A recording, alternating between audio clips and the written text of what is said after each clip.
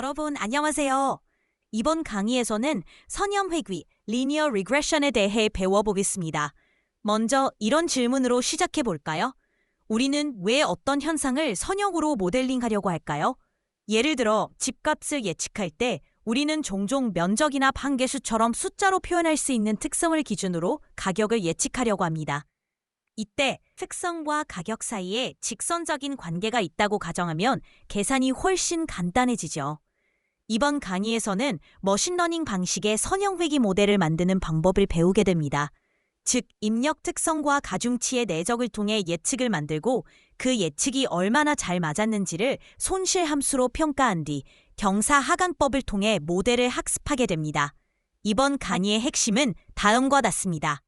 우리는 입력 특성과 가중치의 내적을 통해 예측을 만들고 그 예측이 얼마나 잘 맞았는지를 손실 함수로 평가한 뒤 경사하강법을 통해 모델을 학습하게 됩니다.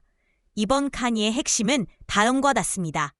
1위는 입력 특성과 가중치의 내적을 통해 예측을 만들고 그 예측이 얼마나 잘 맞았는지를 손실 함수로 평가한 뒤 또한 이 모든 과정에서 데이터는 행렬과 벡터로 다루며 최종적으로는 결정계수 R제곱, 즉 R 스퀘어를 통해 성능을 평가하게 됩니다.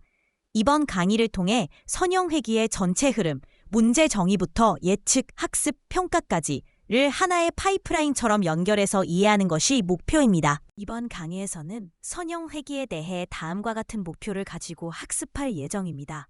첫째, 선형회귀란 무엇인지, 그리고 그 기본 가설, 즉 모델 수식이 어떻게 구성되는지 이해하는 것이 첫 번째 목표입니다. 둘째, 입력 특성 벡터와 가중치의 내적으로 예측을 만드는 이유와 그 의미를 파악합니다. 왜 굳이 내적을 쓸까요? 이 부분을 수학적으로도 직관적으로도 설명드릴 예정입니다. 셋째, 데이터를 행렬과 벡터로 표현하는 법을 배웁니다. 상수열을 포함한 여러 샘플을 어떻게 구조화할 수 있는지를 함께 다뤄보겠습니다. 넷째, 예측, 학습, 평가의 관계를 이해하고 특히 손실함수, 그 중에서도 평균 제곱 오차, MSE를 중심으로 오차를 수치화하는 이유를 알아보겠습니다. 다섯째, 경사하강법과 그 변형들, 예를 들어 배치, 확률적, 미니 배치, 그리고 모멘텀, 애담 같은 기법들이 어떤 원리로 작동하는지도 함께 살펴봅니다. 마지막으로 모델의 성능을 평가할 때 자주 사용하는 지표인 결정계수, R제곱, 즉 R스퀘어가 어떤 의미를 다지는지 알아보겠습니다. 이러한 주제를 통해 여러분이 선형회귀를 단순한 식이 아닌 하나의 예측 파이프라인으로 이해하는 것이 이 강의의 핵심 목표입니다. 이번 강의의 핵심은 다음과 같습니다. 우리는 입력 특성과 가중치의 내적을 통해 예측을 만들고 그 예측이 얼마나 잘 맞았는지를 손실 함수로 평가한 뒤 경사하강법을 통해 모델을 학습하게 됩니다. 또한 이 모든 과정에서 데이터는 행렬과 벡터로 다루며 최종적으로는 결정계수 R제곱, 즉 R5를 통해 성능을 평가하게 됩니다. 이번 강의를 통해 선형회귀의 전체 흐름, 문제 정의부터 예측, 학습, 평가까지 하나의 파이프라인처럼 연결해서 이해하는 것이 목표입니다. 이번에는 선형회귀의 출발점이 되는 문제 정의를 살펴보겠습니다. 예를 들어 집값을 예측하는 상황을 생각해보죠. 슬라이드의 오른쪽 그래프를 보면 가로축, 즉 X축은 집의 면적을 의미하고 세로축, Y축은 가격을 100만 원 단위로 나타냅니다. 파란 점들은 실제 거래된 데이터 샘플들을 보여줍니다. 그리고 이 데이터들을 가장 잘 설명하는 직선, 바로 빨간 선이 선형회귀 모델의 결과입니다. 이 모델은 다음과 같은 수식으로 표현됩니다. y hat equals 알파 플러스 베타 곱하기 x. 여기서 y hat은 우리가 예측하려는 집값입니다. x는 집의 면적, 알파는 면적이 0일 때의 기준 가격, 즉 절편, 그리고 베타는 면적이 1제곱미터 증가할 때 가격이 얼마나 올라가는지를 나타냅니다. 즉, 이 모델은 면적이 늘어날수록 집값도 선형적으로 증가한다는 가정을 하고 있는 것이죠. 이것이 바로 선형 모델의 기본적인 형태입니다. 이번에는 선형회귀의 출발점이 되는 문제 정의를 살펴보겠습니다. 예를 들어 집값을 예측하는 상황을 생각해보죠. 슬라이드의 오른쪽 그래프를 보면 가로축, 즉 X축은 집의 면적을 의미하고 세로축, Y축은 가격을 100만 원 단위로 나타냅니다. 파란 점들은 실제 거래된 데이터 샘플들을 보여줍니다. 그리고 이 데이터들을 가장 잘 설명하는 직선, 바로 빨간 선이 선형 회귀 모델의 결과입니다. 이 모델은 다음과 같은 수식으로 표현됩니다. y hat equals 알파 플러스 베타 곱하기 x. 여기서 y hat은 우리가 예측하려는 집값입니다. x는 집의 면적, 알파는 면적이 0일 때의 기준 가격, 즉 절편, 그리고 베타는 면적이 1제곱미터 증가할 때 가격이 얼마나 올라가는지를 나타냅니다. 이 모델은 면적이 늘어날수록 집값도 선형적으로 증가한다는 가정을 하고 있는 것이죠. 이것이 바로 선형 모델의 기본적인 형태입니다. 하나의 특성을 기준으로 정답값을 예측하는 가장 단순한 형태의 선형 회귀입니다. 모델 학습 관점에서는 우리가 알고 있는 이산적인 데이터를 기반으로 이를 일반화하여 선형적인 함수를 만드는 것입니다. 하나의 특성을 기준으로 정답값을 예측하는 가장 단순한 형태의 선형 회귀입니다. 이번에는 선형 회귀가 적용되는 문제들, 즉 우리가 실제로 어떤 상황에서 선형 회귀를 사용할 수 있는지 살펴보겠습니다. 첫 번째 예시는 대학생의 학점 예측입니다. 학생의 출석률, 과제 점수, 그리고 중간고사와 기말고사 점수 같은 정보가 주어졌을 때 우리는 이를 바탕으로 최종 학점을 예측할 수 있습니다. 이처럼 여러 입력값을 기반으로 하나의 수치값을 예측하는데 선형 회귀가 사용됩니다. 두 번째는 주식 수익률 예측입니다. 예를 들어 과거의 가격 변동, 거래량, 이동 평균 동의 정보를 사용해 다음 날의 수익률을 예측하는 문제입니다. 비록 실제 금융시장은 복잡하지만 기본적인 분석에서는 선형 모델이 유용하게 쓰일 수 있습니다. 세 번째는 공장의 에너지 사용량 예측입니다. 이 경우 기온, 습도, 기계의 가동 시간, 생산량 등 다양한 특성이 입력이 되고 이를 통해 하루 동안의 에너지 소비량을 예측합니다. 이처럼 선형 회귀는 입력값과 출력값이 모두 연속적인 수치일 때, 그리고 출력이 여러 입력의 선형 결합으로 근사될 수 있을 때 아주 효과적인 예측 도구가 될 수 있습니다. 단순하지만 매우 강력한 예측 도구이기도 합니다. 이제 선형 회귀에 사용되는 데이터를 수학적으로 어떻게 정의하는지 살펴보겠습니다. 우리가 다루는 데이터는 두 가지로 나뉩니다. 하나는 입력 데이터, 다른 하나는 타깃, 즉 정답 데이터입니다. 먼저 입력 샘플 X는 X1부터 XN까지의 벡터 지팔입니다. 여기서 각 XI는 실수 공간 M 자원 벡터입니다. 즉 하나의 샘플은 여러 개의 특성값으로 구성된 벡터라는 뜻이죠. 예를 들어 어떤 학생의 데이터를 예로 들면 XI는 출석률, 과제 점수, 중간고사 점수처럼 세 가지 특성값을 포함한 벡터가 될 수 있습니다. 그리고 정답값, 즉 타깃 Y는 Y1부터 YN까지의 실수값들로 구성되어 있습니다. 각 YI는 해당 샘플의 실제 결과, 예를 들면 그 학생의 최종 학점일 수 있겠죠. 이러한 구조를 다시 정리하면 입력 벡터 XI는 세로로 정렬된 n개의 값으로 이루어져 있으며 이 전체가 n개의 샘플로 구성되어 있는 형태입니다. 즉 특성의 개수가 n개, 샘플의 수가 n개인 구조를 갖습니다. 이렇게 수학적으로 데이터를 구조화하면 모델의 수식 표현이나 행렬 연산을 훨씬 더 깔끔하고 명확하게 만들 수 있습니다. 이제 실제 데이터를 어떤 형식으로 가루는지 예시를 통해 구체적으로 살펴보겠습니다. 슬라이드에는 5개의 샘플이 나와 있고 각 샘플은 총 5개의 특성으로 구성되어 있습니다. 첫 번째 특성은 면적, 두 번째는 방해 개수, 세 번째는 건축 연도, 네 번째는 지하철까지의 거리, 그리고 다섯 번째는 건물의 층수입니다. 예를 들어 첫 번째 샘플 X1을 보면 면적은 85제곱미터, 방은 3대, 건축 연도는 2005년, 지하철까지의 거리는 300m, 층수는 5층입니다.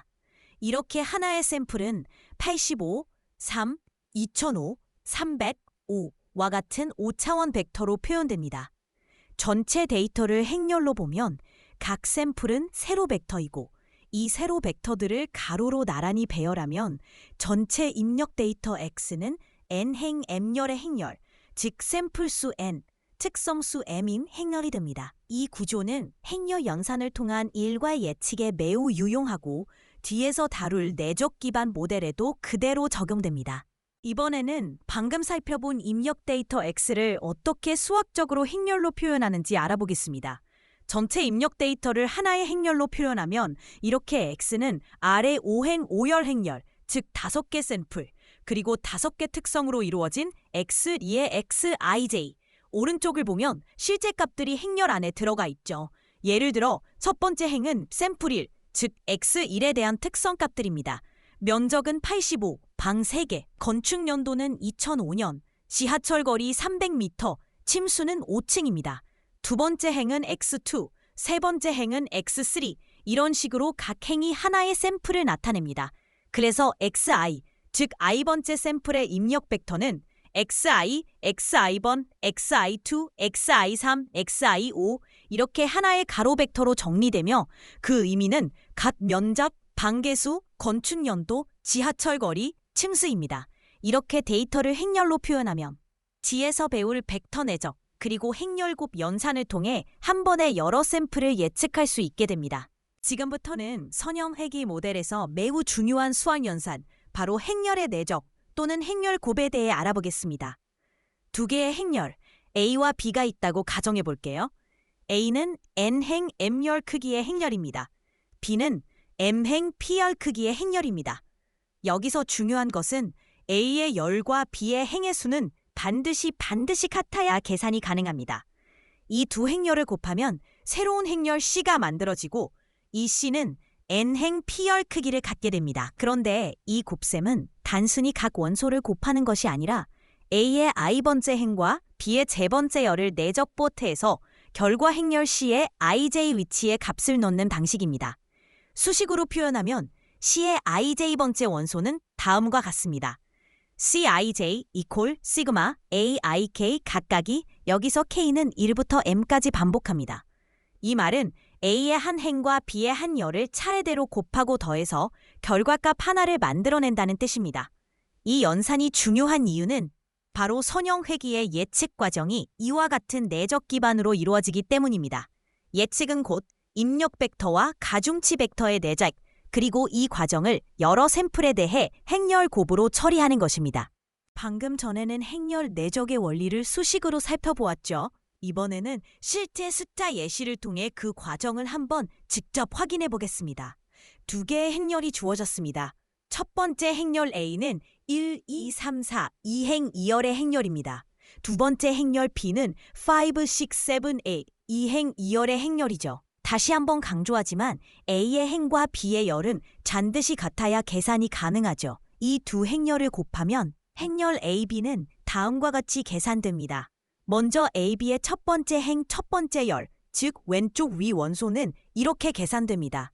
1 곱하기 5 더하기 2 곱하기 7, 즉 1, 5 거리각 2 곱하기 19. 다음은 첫 번째 행 두 번째 열, 1 곱하기 6 더하기 2 곱하기 8, 즉 1 곱하기 6 더하기 2 곱하기 22. 같은 방식으로 두 번째 행도 계산해보면 3 곱하기 4 곱하기 7은 43, 3, 6, 5D7은 50입니다. 따라서 최종 행렬 곱 결과는 A, B 등 19, 22, 43, 50. 이처럼 각 원소는 A의 행과 B의 열의 내적으로 계산됩니다.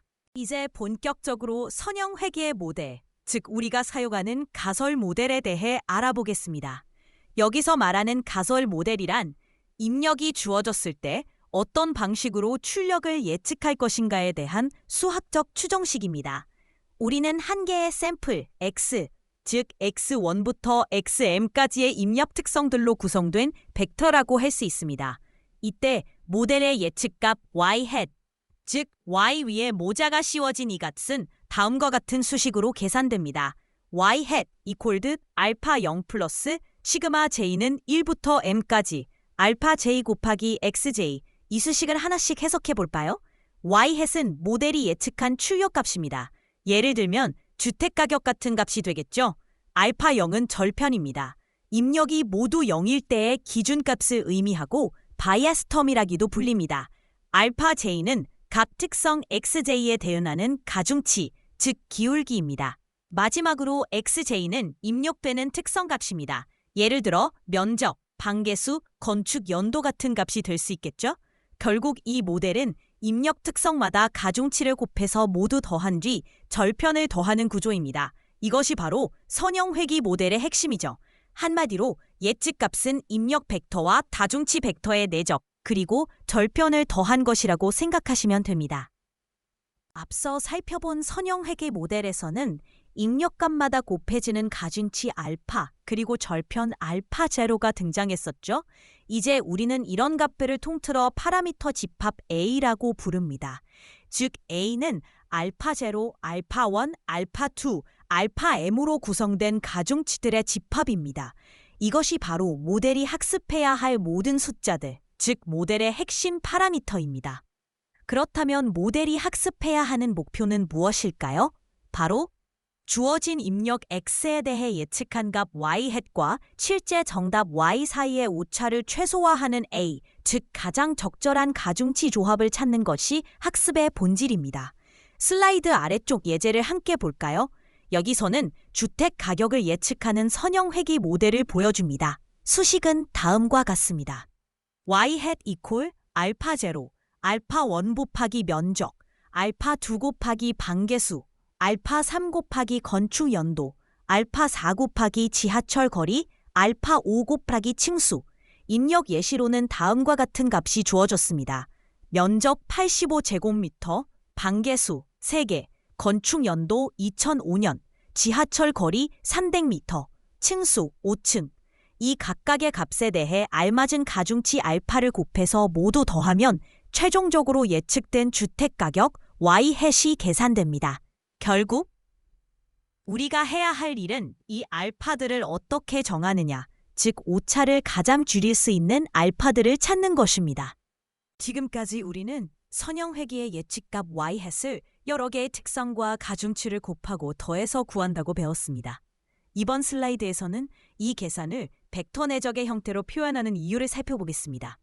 먼저 수식을 보겠습니다. 예측값 y-hat은 다음과 같이 정의됩니다. y-hat equal 알파 0 플러스 알파 1 x1. 이 수식은 사실상 가중치 벡터 알파와 입력 벡터 x의 내적입니다. 이를 수학적으로 쓰면 다음과 같습니다. y-hat도 x 트랜스포즈의 곱하기 알파 또는 y-hat도 내적 x와 알파입니다. 여기서 트랜스포즈는 열 벡터를 행 벡터로 만들거나 행 벡터를 열 벡터로 만드는 것을 가리킵니다. 여기서 주의할 점은 x 벡터의 절편, 즉 바이어스 텀을 포함하기 위해 맨 앞에 1을 추가해서 확장된 입력 벡터로 만든다는 것입니다. 즉 x는 1x1, x2, xmem 형태의 입력 벡터이고 알파는 알파 0, 알파 1, 알파 m입니다. 형태의 가중치 벡터입니다. 이 두 벡터의 내적을 통해 예측값 y-hat이 계산되는 거죠. 이때 x는 행 벡터를 열 벡터로 변한, 즉 트랜스포즈로 바꾸어야 계산이 되겠죠? 그렇다면 왜 굳이 이렇게 벡터 내적 형태로 표현할까요? 그 이유는 간단합니다. 벡터 내적은 계산이 매우 효율적이고 무엇보다도 여러 샘플을 한꺼번에 계산할 수 있는 행렬곡 구조로 확장되기 때문입니다. 실제로 우리가 모델을 학습하거나 예측할 때 모든 샘플을 행렬 연산 한 줄로 처리할 수 있게 되는 거죠. 이번에는 선형회귀 모델이 실제 데이터와 가중치 벡터를 내적해서 어떻게 예측값을 만드는지 그 구체적인 벡터 형태를 살펴보겠습니다. 먼저 슬라이드 왼쪽을 보겠습니다. 여기에는 입력 벡터 x가 세로 방향, 즉 열 벡터 형태로 정의되어 있습니다. x는 총 6개의 원소를 가지고 있고 그 구상은 다음과 같습니다. 첫 번째 원소는 항상 1입니다. 이 값은 절편항 알파 제로를 곱해주기 위한 값입니다.